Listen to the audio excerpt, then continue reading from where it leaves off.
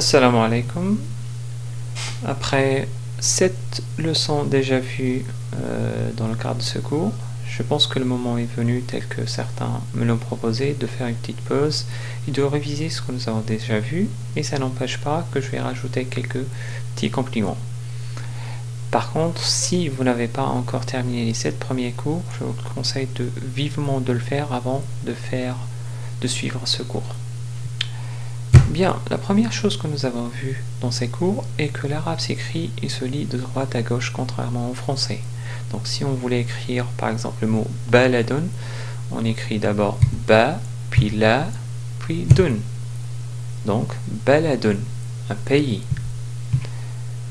Plus généralement, si on voulait écrire une phrase par exemple Faransa, la France,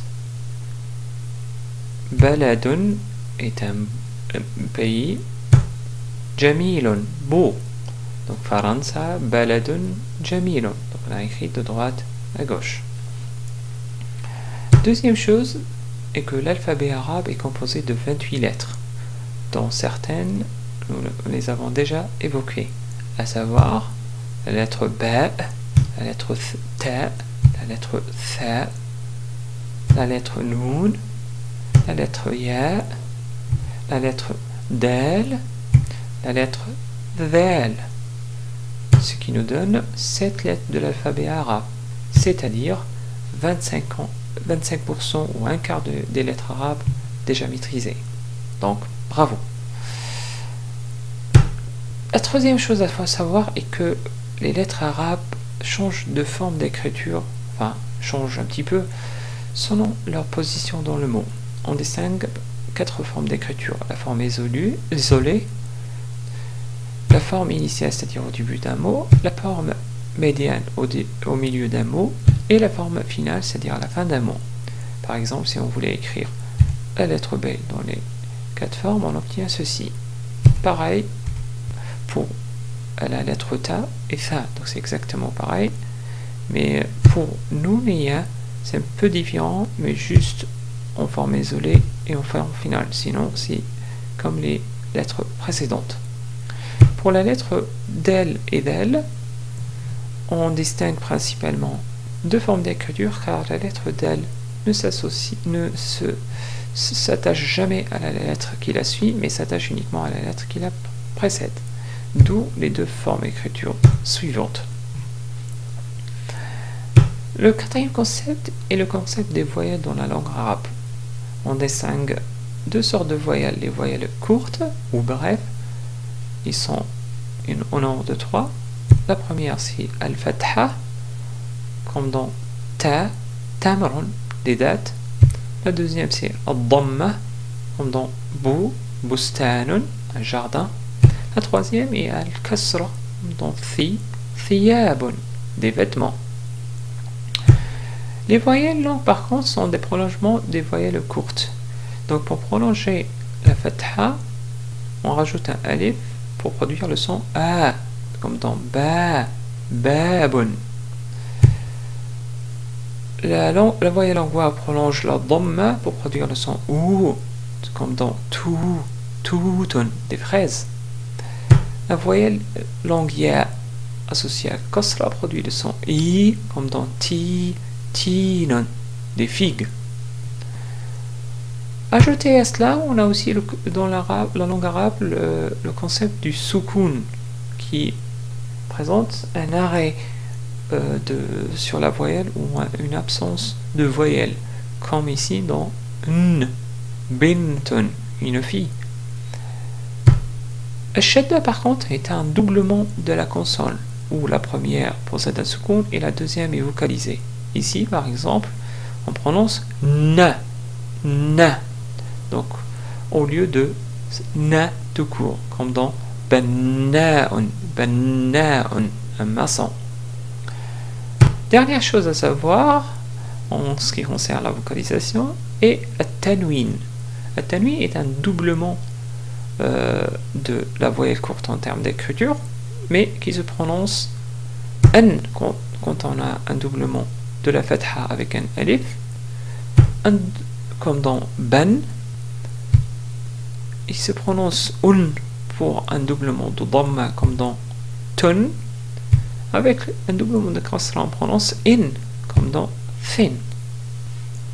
Attention, le tanwin n'est présent qu'à la fin d'un mot, parce que c'est le signe pour dire que le mot est indéfini.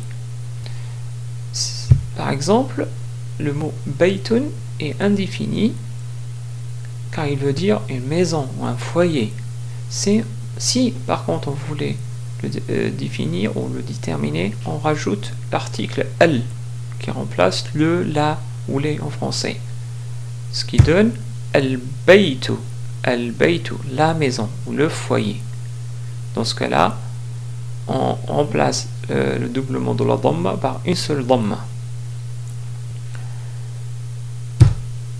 Bien.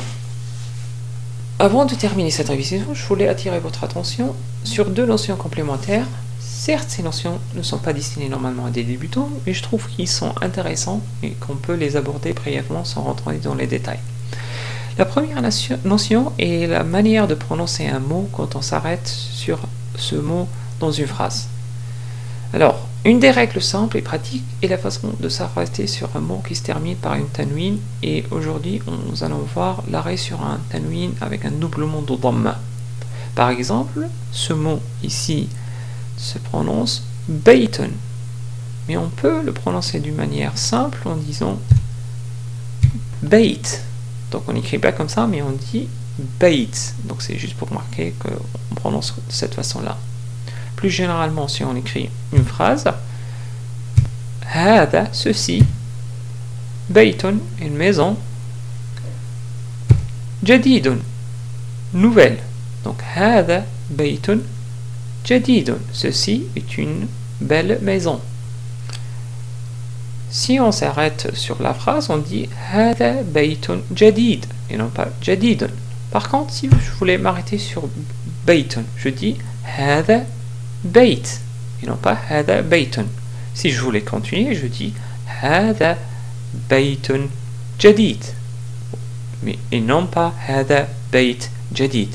Bon, certains dans l'arabe courante, on prononce quand même hada bayt jadid, mais c'est pas correct. Normalement, on dit hada baytun jadid ou hada baytun jadid.